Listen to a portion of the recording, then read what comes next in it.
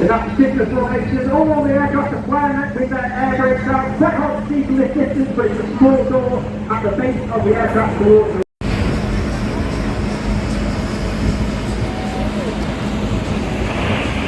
So of course, the red arrow is not just about the pilots. We have a team of over 140 personnel, the engineers, the logisticians, the suppliers, the administrators, the visual communicators. Are now known as the Blues, and as said, there are a number of Blues here at our public relations tent. So make sure you come along and have words on the find out more.